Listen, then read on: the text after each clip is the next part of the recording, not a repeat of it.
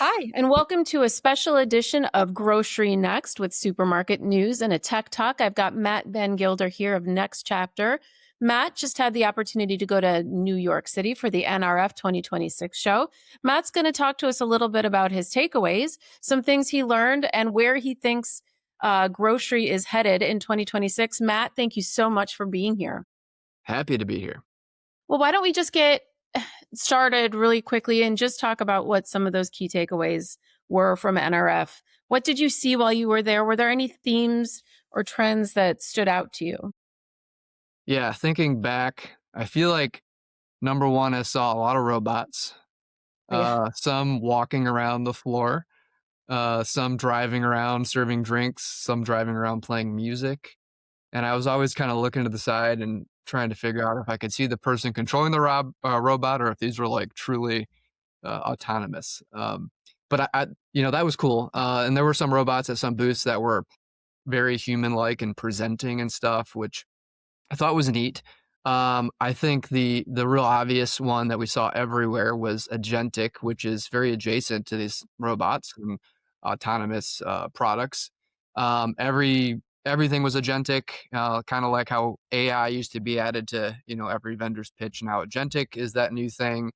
Most of the sessions included agentic, so super important, I think, for the industry right now and where we're headed, of course. And then really the third thing that stood out to me was we saw a ton of like digital signage and electronic shelf labels. Neither of those things are new, but just I saw a lot more than I had seen in previous years. And I would say just generally the digitization of the store operations for all the retailers, a lot more activity in that space. Okay. I want to go ahead and just focus really quickly on what you said about agentic commerce. Sounds like, from what I've seen, that's really was a major focus at the show. Um, can you talk a little bit about how you see that shaping the future of grocery or just retail in general? Yeah, I think it is going to shape the industry in a major way. We're very early in that process, but I think it's important to like take a step back and say, okay, why is all of this happening? What's spurring all this activity? Like what's in it for the customer, and then of course what's in it for the platforms that are investing in this. And I think ideally what's in it for the customer, the vision here is to really take a major step forward in reducing the friction in the shopping Mhm. process. I think Yeah. we've across retail generally, but specifically in the grocery space, we've been trying really hard to pull friction out of the shopping process. Starting, when we first launched curbside pickup and delivery in the 90s online, but really things started to take off 10, 15 years ago. The goal was how do we make this a much easier experience for the customer and pull the friction out of it? They don't have to go to the store. But it still required so many clicks and swipes and a lot of interaction to actually pick your products and check out. I think what this is promising now is having a new platform, an agent, an AI assistant to do the shopping for you. So you don't have to do all of the work of finding the products you want, building your list and checking out somebody else. The agent's going to do it on your behalf. I think that is the win for the customer and what the vision is. And for the platforms, of course, they want to be first to market to be able to offer this and to pull that customer in. Because once the customer's embedded with an agent, and once that agent really knows their preferences, their diets, how they shop, how frequently, what they're looking for with their specific prepared items, etc., the agent's going to get smarter and smarter and be able to predict more and more and do more on behalf of the customer. And it's going to be really hard to switch at that point. So I think the platforms realize they've got to get there quick, pull the customers in now. So that's why we're seeing so much activity and so much competition. So, are there any retailers out there right now using AI agents? I can think of some shopping experiences that I've had, but I'm not sure it's the same technology. Can you tell me a little bit about how it's being used right now, or if it's still just in that visionary stage? Yeah, I would say we're still at the beginning of the journey for really truly agentic commerce, but we always say in the industry, especially when it comes to technology, oh, things are moving so fast. This is faster than it's moved before. I think that's the same thing here, and I really think it's true. I think agentic is moving fast. So while we're in the infancy today, I think even just this year, we're going to see a ton of progress on actually making that vision I just talked about of really shopping on behalf of the customer come true. And we saw some big statements from some of the biggest retailers at NRF in the space. Walmart announced their partnership with Google and Yeah. embedding their products and their retail platform into Google's AI platform, Gemini. So between the Gemini agentic platform and their Google Pay platform, they're actually able to allow customers to go to Gemini, shop for products on or at Walmart, have the agent pick the products on their behalf, check out on their behalf, and then figure out the fulfillment method, whether that's going to deliver it or have it ready at the store for curbside pickup. So they announced that that's going to be happening with Google. It's a huge partnership. Walmart's huge, Google's huge. Of course, back in October, I think it was, Walmart announced they're doing something similar with OpenAI and ChatGPT, allowing customers to shop through that. Neither of these things are fully functional or rolled out yet. These are big promises. I don't doubt that they're going to happen, but we're still not quite there yet. And then to kind of contrast that, we did hear from and have been watching Amazon as well and what they're doing in the space. Whereas Walmart's taking a very kind of like open partnership approach and trying to play across many platforms, I think, to reach customers that are interacting on many platforms. Amazon's kind of taken the other approach, which is to build out the tech internally, develop their own proprietary systems, and kind of have a closed system, which is historically what they've done, and of course has worked very well for them. So I think it's going to be important to watch both of these huge retailers and see how they develop their technology because they tend to set the trend for the rest of the space. So it'll be very interesting to see how that unfolds. But again, I think it's still very early on, and there's lots of things we got to figure out. And they're going to help us figure some of those things out. So as the rest of us kind of enter into this agentic space, we can take some of those learnings from the big guys. Yeah, for sure. I do want to talk about some of the other case histories you might have seen while you were at NRF and kind of just putting agentic AI aside. Were there any other retailers or technologies or companies that showcased at NRF that you found particularly inspiring or relevant, kind of outside that big conversation you saw there? What else was going on? Yeah. So if we kind of get out of the commerce space specifically, I saw a couple of vendors that stood out to me. We Next Chapter put together a tour, actually two Yeah. tours, to help the retailers cut through the noise. Because if you've ever been to NRF, you know how overwhelming the expo floors. There's multiple floors. How overwhelming it is. So we are trying to find a way to help retailers really find some things they may have otherwise missed. So I personally looked through every single vendor that was at the show ahead of time, and through research and vetting and talking with vendors, kind of handpicked some of those that we thought would be good and would show up on the tour. And two of them in particular, I'd want to call out of having a really kind of innovative and cool product I'm excited about. One is VoiceBox AI. And by the way, both of these vendors are using the power of AI. No surprise. But VoiceBox really takes what used to happen in a manual way when it comes to getting customer feedback and modernizes that. So it used to be like, hey, when you're checking out in the grocery store or wherever, somebody would hand you the receipt and they would circle the survey link or QR code and say, hey, Yeah. please Right. take this. We'd love to get your feedback. You might be, entered to win a gift card or something. But it was still a cumbersome process. You had to go answer, 20 questions on a survey. And nobody really wanted to do that.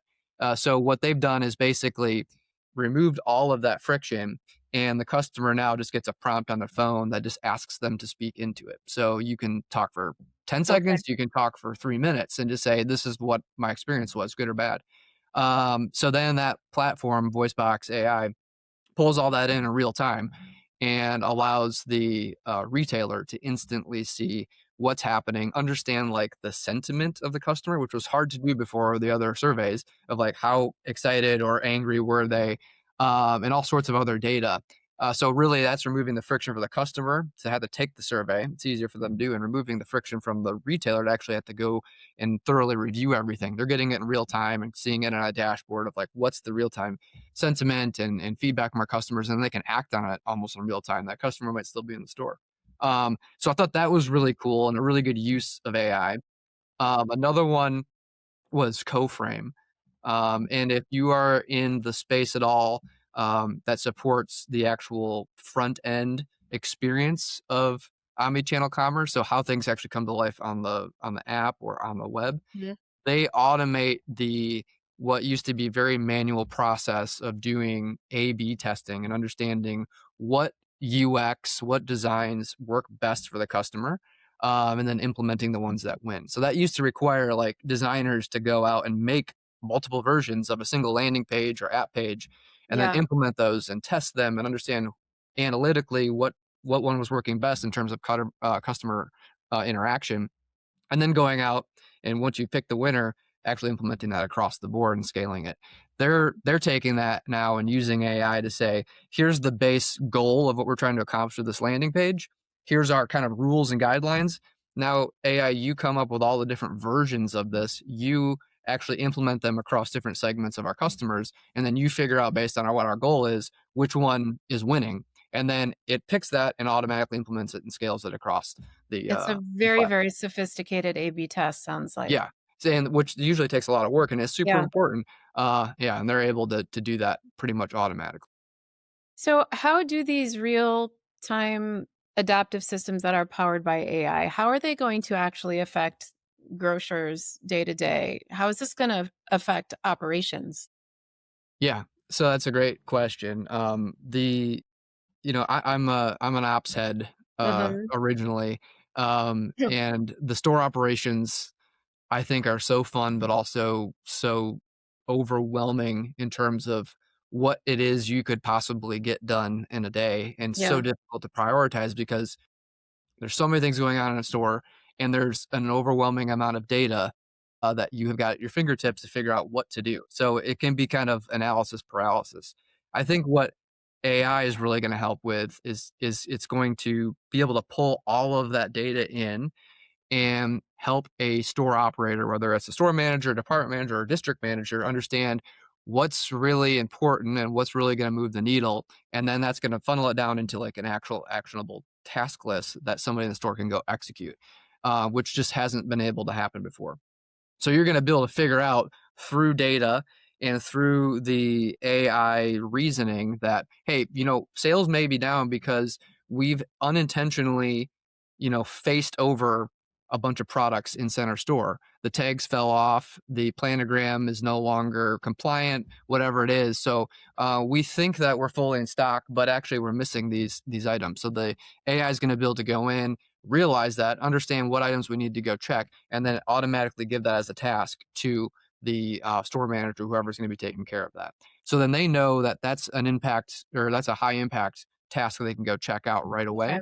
And then that stuff also bubbles up at aggregate to the leaders in the company to understand, are we seeing this as a trend across all the stores? Can we tackle this at a more holistic level that's going to create more unified change versus just Yeah. doing these individual one-offs? But all of that stuff used to take many teams and many weeks to identify, where you weren't reacting quick enough to really make an impact in sales. Now you're going to be able to have that stuff at your fingertips daily. Okay, so there's obviously a ton of upside here, Matt. But like, what are the challenges? There's just a lot coming at retailers all at once, it seems. And I mean, I'm sure it was just sensory overload Mhm. at NRF itself. How do you prioritize? What are the challenges? What does a tech stack look like after you've been to a show like that and you've adopted all of these new technologies? How does that work? Yeah, it doesn't work unless you've got the basics ready to go. So I think it's really important for retailers to remember that you can't leapfrog getting your core data and your core systems right and go straight into agentic or any AI based platforms. They are really great. They can do a lot of really good things, but the saying is old, but it's tried and true, garbage in, garbage out in terms of data and the way your systems are organized. So I think it's critical for the retailers to take a step back and say, how well are we doing with our core inventory systems, point of sale systems, PIM systems, Yeah, transactional record systems to understand, is this stuff all clean, organized, and accurate, so that if an agent comes in or some sure. kind of AI platform to learn from this data and help us make decisions, is it going to be pointed in the right direction? If that stuff isn't organized and aligned, you're going to get unintended consequences and unintended wrong directions. And if any of you guys out there, I think over 50% of the US population, adults at least, have been testing Chat GPT and other platforms like that. I'm sure this audience, it's higher than that. You've seen firsthand when you're interacting that, they can do a lot of really great things and help you figure out some questions that are difficult and streamline tasks, but sometimes they're going to give you some weird answers that take a left turn or just straight up are hallucinating, and will give you manufactured data just to fit the narrative that it thinks you want. So my point is, it's not perfect yet. There's things that are need to improve in terms of how the agent processes the data to make decisions. But certainly, if your data is not strong in the first place, you're much more at risk to having those Yeah. bad outputs come to life. Yeah, that makes a ton of sense. Well, that's on a retailer level, an operational level. I want to talk really quickly about um, the actual customer. How is all of this going to change, do you think, the way supermarket customers or retailer customers, how they interact with the brand itself? Mhm. Like, how's that going to look? The entrance of agentic commerce into the space and as a new shopping channel for customers is now really just another layer between the customer and the brand or the retailer. Which pros and cons, right? Pros for the retailer and for the brand to some degree is that now they've got another way to pull a customer in, another funnel to get them closer to a transaction and driving revenue. But the downside is it becomes more transactional and Mm, less of a relationship. We sure. saw a similar sort of thing happen with marketplaces, where they're between the customer and the retailer, and the retailer becomes more of a commodity and sometimes more of a warehouse that the marketplace or platform then is fulfilling from. So I think we're going to see more of that. I think the other things that we've got to think about from a customer's perspective is, how much can I trust the AI and build that trust to do a good job with something that's pretty personal to me. I think one benefit that grocery has over some other segments of retail when it comes to having an agent shop on your behalf is the data. Giving up data, I think, is actually going to be less of a problem because people are so used to that already with grocery. Like, you are Yeah. part of loyalty programs, you've got Sure. accounts online, and you're giving up tons and tons and tons of transactional data. So, like, that's not new. And all that data is what the agent's going to need to make decisions. So, like, that part actually won't be as bad. But I think where the struggle is going to be is when the agent has to start making decisions outside of sort of the easy buy each type, products that the customer wants. So, like, yeah, it's easy to go get them the cans of green beans and boxes of cereal, but when you start to get into the more nuanced things like the produce and things that are sold by weight and things that Yeah. require preference, Yeah. like sliced meat or prepared items from the deli, that's going to be a little more challenging, I think, for both the customer to trust and also the agent to actually execute on.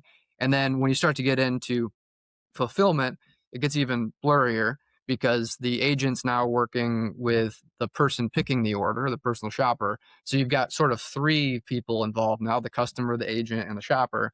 And who's making the decisions on substitutions? Is it the person? Is it the agent? Is it both? I think, there that is prone to cause some issues for especially those marketplaces that are involved in this, of who's going to be at fault if the order's picked wrong. Is it the agent or the person picking the order? So I think there's going to have to be some things figured out there. So yeah, it's definitely going to be interesting. I think that overall the customer is going to be a bit more timid at first, but we're going to see this accelerate quickly. As we talked about earlier, the big guys are starting to play in the space. So over the next 6 to 12 months, I expect to see some of these things around substitutions and picking kind of fix themselves pretty rapidly. I mean, it might be too early to say or ask this question, but how do you think that retailers can make sure this is a safe use case, right? Like, how can retailers ensure the safety and transparency while they're scaling these AI systems? Yeah, I think in terms of transparency, it's going to be understanding the customer's full response and sentiment within the journey, and not leaving it up 100% to the AI to self-monitor itself. Yeah. Because of all of the data that we've talked about, it's available, and especially now that the customer's having conversations with the AI agent on behalf of the retailer should be able to go in and see how the customer's actually feeling and understanding their feelings after the fact. I think it's gonna be super important for them to stay very close to that and sharp on it, so they understand what is working and what isn't. Because I think there's a bunch of unintended consequences we're not even aware of yet, and that's going to be critical because the customer's already coming into this nervous in the first place. You know, customers were nervous about just doing regular online shopping 10, 15 years ago with a person shopping on their behalf. Now they're letting an AI agent do it for them. So they've got to stay sharp on that. And then I think it is important to make sure that retailers are designing and partnering with the vendors that the general consumer population can trust. So being able to prove that, hey, we're working with, one of the most reputable AI platforms, agents, et cetera. And the big question in there is, okay, I'm now handing my payment information over to this agent, or maybe it's going to be done directly with the retailer, but the agent's still going to be accessing it or executing on the a customer's behalf. Being able to explain that customer that process very well to the customer, Yeah. so they feel good about being able to trust in terms of a financial lens the process. I think that's one of the biggest questions that customers have today. You mentioned early on when we started chatting about this that last year AI was the big buzzword. Everybody was talking about their new products in that space. This year it's agentic. So, how are grocery retailers supposed to prioritize um, to stay ahead of this new technology? What do you do first? How do you start this journey? Yeah. Um, I'm going to go back to the drumbeat of, your data's got to be Okay. mean and clean and ready So for the get your base machine. settled first. Yes. I think I'm going to coin that phrase. Um, Yeah. I, I mean, it's the basics have to be correct in order to properly do AI or agentic. And again, AI is more of a broad term of just like, how can we help delegate and outsource some of our thinking and computing to some large language model systems to help us with outputs. Agentic is more specific to like I'm having a conversation with the AI in more of a Mhm. human form, but it's Right. still AI at the end of the day, right? So Right. both are based on the same thing, but both require a solid foundation. And I really think, as just like with all shiny new objects, this one I think is going to be permanent and is going to be around. It's not going to go away, but it's still new and shiny, and it's easy to get distracted and excited about it and understand or see that are my competitors doing or the big guys are doing. So we got to get in the space right away. Um, you need to get there eventually, but you're going to be much better served if you focus on the core of your digital infrastructure and unifying kind of your parts and pieces to your own operation internally, because that's going to set you up not just for authentic and AI, but anything else that comes along in the next 5, 10 years that you want to plug into. So don't get distracted. Focus on getting your house in order. And then once you do that, you should see benefits from your current operations and your current omni-channel sales and things like that. But then you'll also be ready to lean into more efficiently, more effectively the new stuff around agentic. This is going to be kind of a tough question, and if you can't answer it, we'll just erase it from the transcript. Um, in like 2025, when you were walking around NRF and, AI was the buzzword, could you have ever in a million years imagined that this would be where we are in 2026? And if so, can you imagine where we might be in 2027? I mean, the rate of innovation is intense. Yeah, I would say no. I honestly thought we were going to get to this sort of agentic, somebody, something shopping on my behalf situation Mhm. eventually, but it did happen faster than I Yeah. expected. I mean, 2 years ago, I wasn't personally doing a whole lot with AI or agents. Last year, I was really just starting to test things and get into it. Certainly not doing anything transactional or having them do anything too important on my behalf. Now we're at the point that less than a year later where I am starting to do that stuff myself. And I'm thinking about having the agent do a lot more stuff, plan trips for me, help me buy things. Um, so it has moved really fast. And that's why I keep saying, like, hey, we always say things are moving fast in this industry, but like this really is Yeah. proving that Seems this like it. space is accelerating faster than we've seen uh, other tech when it's introduced. No, I didn't see this coming as quick as it happened. But again, I'm repeating myself a few times, but I think it's worth it because it's so important. Yeah. Yeah, like how does the retailer, like what should we expect, in 5 years, and how's the retailer prepare for that? We don't know what's going to happen. We can guess what direction things are going to go and how fast it's going to happen, but I am still super confident that all of these enhancements and new ways of interacting with the customer are still going to be built off of your core product and your core internal operations. So that's always got to remain a priority. And if you focus on those things and you do those things really well, then you're going to be able to win by adding on these enhancements that help accelerate your business. Okay. I think we'll keep that one in, Matt. That was great. I'm going to come back to the current year, 2026, and just kind of close out this conversation to see, what your favorite moment or your favorite insight. It can be about a robot that played music. It doesn't have to be about agentic AI. What was your favorite moment from the show this year? My favorite moment,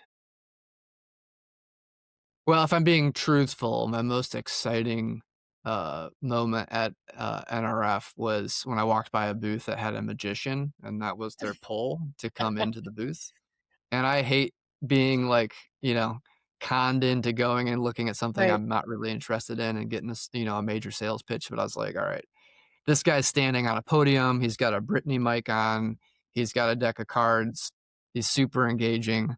Let's check it out. And I don't know how he did it, but he figured out all three. There's a group of us, all three of the cards. He just showed us the cards. He said, each of you look at one. And then he took them in, shuffled them, and then he just started flipping up over, and it was all three of our cards. I don't know how he did it. Like, it's And you crazy. know what, I'm like, Matt? man, like you should be you're really good at what you do and you probably love it, so you can ignore me, but like you could make a ton of money by going and just like facilitating like customer focus groups for retailers. You know what I Yeah. mean? Like if you can read people that well, like go just like, all right, this is what they really think about your brand or your That guy your might be company. better than AI.